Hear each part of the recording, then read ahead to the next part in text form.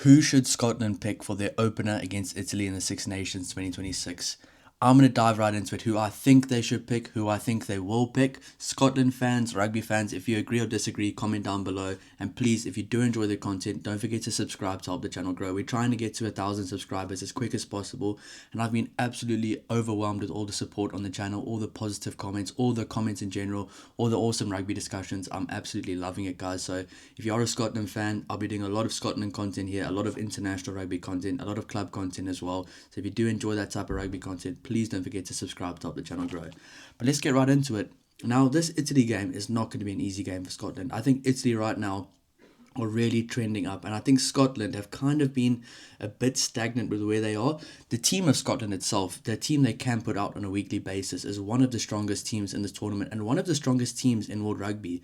It's just a bit of a weird thing. Like the first two or three games in the Six Nations in the last few years, they've had so much hype around them, and they've like really come out firing the lot in the first three games, and then after that, it's almost like they just lose their imagination a bit, and the way they play just seems to fade a bit. They just seem to not get as many. I don't know. It just seems as if this play style changes after the first three games, and then the hype just dies with that. Now, this Six Nations, it doesn't feel like Scotland has as much hype as they have had before, which I think might be a good thing for Scotland. I know there's been other fans on the channel that have agreed with this, that they think there's even been fans that have come out and said it. They actually think Scotland plays better when they're not hyped up as much. I honestly believe if Scotland can beat one of the bigger teams early, like a England, a France, or an Ireland in the competition, then I really think they can be looked at as one of the favourites to win it. Because if they can just get one of those big wins, then I think it'll be a massive mental boost for this team. Because if you think about some of the games, like a South Africa or the New Zealand game last year is a perfect example, where I really thought they could have won that game, and they probably should have won that game, but just something with this team mentally, they just can't win those big games. And I don't know if it's a coaching thing, I don't know if it's a player thing, I don't know if it's a team self-belief thing, I don't know, but this team should be winning big games. I think Scotland lost to Argentina as well last year, which they should not have done. So Argentina is a great team, but if you look at the Scotland team now and the players they can put out, they should be winning more games than they do. So the team will probably look a bit similar to what it's looked before, and there'll probably be some reasons why I've got some guys in certain positions. But looking at the squad I've chosen that I think they might choose, it's a quality team, and I don't see a weakness anywhere in this squad. Maybe when guys in this group start getting injured and they have to go deeper, then they might find that there might not be as much depth. But there is still a lot of depth in Scottish rugby, and the clubs are performing really well. So maybe this could be the year that Scotland, I know everybody says it every year, this could be the year that Scotland actually becomes a top 2, top 3 team in Europe. So what I've gone for in the front row, I think Gregor Townsend will go for Piers Skuman, Ewan Ashman, and Xander Fagerson. Now, also, there could be a few injuries here that I'm not aware of. I've been trying to do this for every team. It's not been perfect, but this is just what I think they might put out. I think Piers Skuman, Ewan Ashman, and Xander Ferguson, are probably the three that are a no-brainer to choose in this team. Piers Skuman, Xander Ferguson, both British and Irish Lions. Ewan Ashman is a very good player and a very underrated player. I really like the work this guy can do around the park. He's one of those more mobile hookers in world rugby, and I really like that style of hooker. And I think in this Scotland team, especially with the backs they have and the way they try play, you can probably, it's difficult to say, but this Scotland team almost tries to play or plays a similar brand of rugby to an All Blacks, where they try run the ball from everywhere they can run, and they have extremely exciting backs, and they try play from all over the park. They play from all areas on the field. So I know they don't, it's probably a weird comparison, but it kind of is the Six Nations comparison to the All Blacks of how they try play. But I think Ewan Ashman is a perfect guy to have in a squad like this, with some really mobile forwards and really mobile players that can also get stuck in and do the dirty work. Now for the locks, I think they'll go for Scott Cummings and Grant Gilchrist. This is kind of a lock pairing they've gone for a lot in the last few years. I know Johnny Gray's back, but I think he'll be on the bench.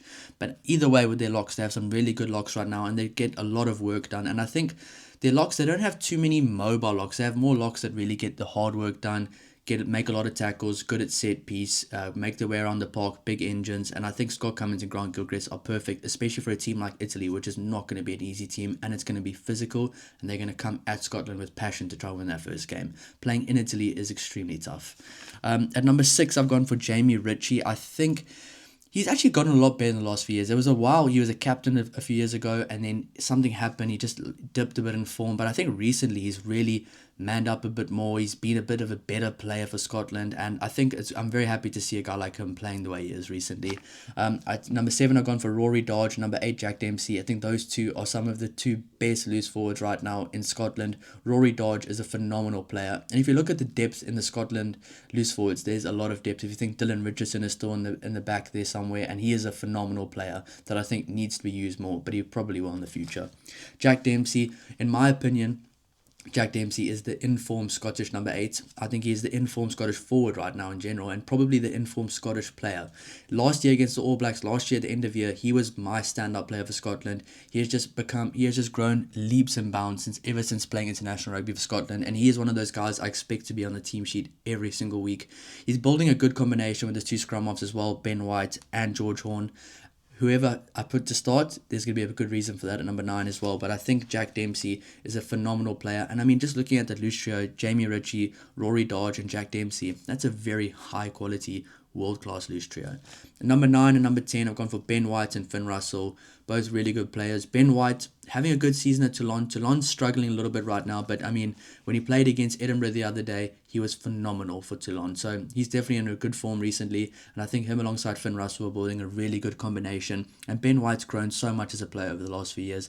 And it's weird because you see a lot of the same names in the Scottish team, and they do play well. But it's almost as if different players have their best game on different days. They don't just all do it at the same time, and that's why I just think if every single really good player in the Scottish team clicked against a good side, then they would be able to turn over big teams. They would be able to beat these big sides and get some big wins and confidence in the team. So Ben White and Finn Russell are going to have a very very important job against Italy this weekend and throughout the Six Nations, because I'm pretty sure that will be the 9 and 10 starting in the big games and probably all the games in the Six Nations. And number 11, this is where it gets a bit difficult. You can probably hear I've got a South African accent, but I'm not going for Duan van der Merwe. I'm going for Darcy Graham. I just think you probably get a little bit more recently with Darcy Graham at number 11. I don't think Duan van der Merwe and Darcy Graham are actually the two informed wings right now. I think Kyle Steyn is the informed wing in Scotland, and that's why I've gone for Kyle Steyn at number 14, the captain of Glasgow Warriors, a phenomenal player. He has absolutely just become such a good player recently, and I can't wait to see how he goes. He was probably one of the number 1 guys you put down in the backline recently for Scotland, so it's good to see that, because it used to be Darcy Graham and Duan van der Merwe, with Kyle Steyn being a solid third option. But I think Darcy Graham at number 11, because he can play 15 if need be. He makes his way around the park a bit more. He's got maybe a bit more of a work rate. But you could go either way. I think Gregor Townsend, whoever he chooses, it'll be for a specific reason. In the centres, a bit of a no-brainer. Sione Tuipulotu and Hugh Jones, probably the informed centre pair in the world right now.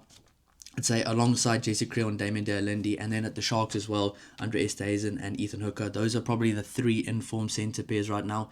A lot of the other countries aren't really sure of who their best centre pair is right now. So I think Scotland have a very settled centre pair, Sione Tuipulotu and Hugh Jones. Sione Tuipulotu being the captain of the team. He is such a phenomenal player, and I think him and Hugh Jones have built a phenomenal centre combination. And it's unfortunate that Hugh Jones, I think, is going somewhere else next year, because they've been absolute class for Glasgow recently. But yeah, I really enjoy those two as a centre pair. I think they are the backbone of the backline, as well as the 15 Blair Kinghorn. I think Blair Kinghorn as well is one of the spines of this backline. And if you have a spine of a backline being a Finn Russell, a Sione Tuipulotu, a Hugh Jones, and at the back of Blair Kinghorn, who's also a world-class player, it just doesn't make sense to me how this team hasn't won more bigger games, how they haven't beaten other teams.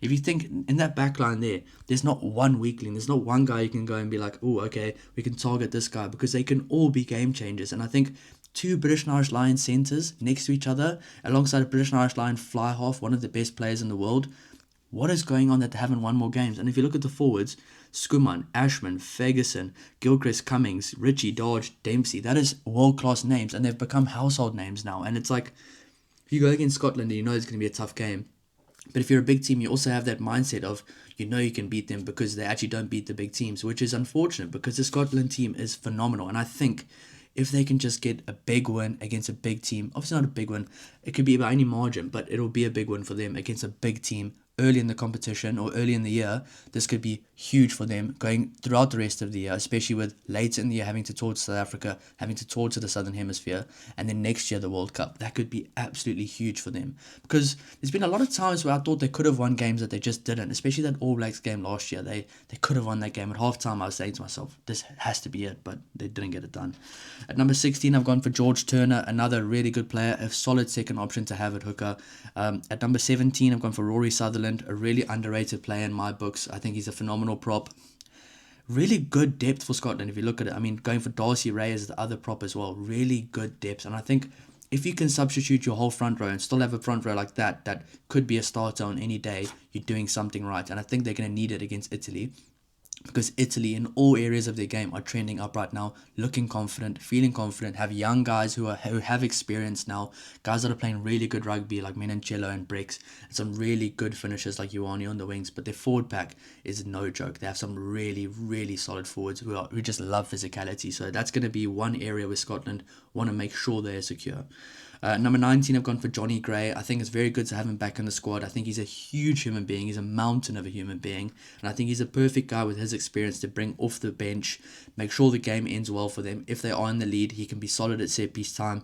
And it's very good for that. I think if this works well for Scotland, they should keep it going forward, because it's not just as much as it's good for your starting lineup to have cohesion, it's good for your bench as well, because they'll be coming on together every week. And teams like England now, South Africa, their bench knows each other. They're almost like a little team on the bench, and they come on, they know how to change the game, they know what kind of style they want to play, what pace, and they kind of feed off each other, if that makes sense. So if Scotland can do the same thing and in-game strong, I think that'll be very good for them. And that's why I've gone for Matt Fagerson as number 20. I think Matt Fagerson is a very, very good forward, and he probably could have been starting in many people's books, and it probably could be either him or Jamie Ritchie or Rory Dodge starting.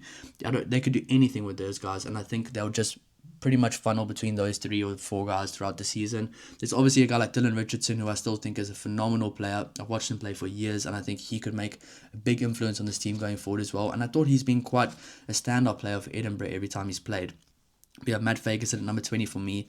Now going into the backline guys on the bench, George Horn, number 21 for me. No doubt, I think George Horn is such an underrated player. He's such a good player. Next to his fellow Glasgow teammate Adam Hastings as well. I think those two will be a combination to bring off the bench. They've been playing really well for Glasgow, and you have to reward guys like that. And I think they could be perfect to come on and make a big impact for this team. At number 23, I've gone for Duan van der Merwe, because if something were to happen with the wings or the outside backs, you could just pop him on there. And to be honest, if all else fails, I think Carl Steyn can play number 13 as well if all else fails for them. So they have a lot of options there. And I think Blair Kinghorn can also move to the wing. A lot of guys can move around. So I think Duan van der Merwe is probably the right guy to have there. If Scotland goes for a 6-2 split, then I obviously think Duan van der Merwe might be the guy they let out of the team. But he also might be the guy that starts. I don't know what they're going to do, but I definitely think Carl Steyn will be the number 1 wing option. But yeah, just looking at those backs on the bench, George Horn, Adam Hastings, Duan van der Merwe, world-class players, guys that could be starting for a lot of teams somewhere else. George Horn especially being a standout for me recently. I would say a lot of people probably want George Horn to start, but if you give him like 30 to 35 or 25 minutes off the bench, I think that's where he can really make an impact, especially if the game's open, because he's an underrated runner. He's good around the fringes. He's nippy. He's a very good player, and he's very good on attack. And if the game is open like that, that's where you can capitalize. That's where you get the best out of him. And I do think he's still a guy that could start some games, and I think maybe in the future he can, but right now, I think that's his best position if Scotland want to get the best out of him. So yeah, guys, that's what I think Scotland might choose. That's what I think they probably will choose. Let me know if you guys agree, if you disagree, for your reasons. There might be some guys that are injured here or unavailable that I'm not sure of, but it looks like Scotland can put out a world-class team. And I know a lot of people are ranking them at 4th. I also said in my predictions that they're going to end 4th. But just looking at the squad, you can't help but be confident that they can do something good or win some big games. But first they have to get through Italy at Italy. That'll be a tough one. Can Scotland finally start strong in the Six Nations, but also finish strong? Because normally after 3 games, it just seems to fade. All the imagination, all the incredible tries they score, it just seems to fade. So can they keep that up? We'll have to find out. It could be Gregor Townsend's last year. If it's a good season, he'll see the World Cup through. And Scotland could become one of the more favourites from Europe if they have a good next 2 years. But yeah, guys, I hope you guys enjoyed the video, and we'll see you in the next one. Cheers.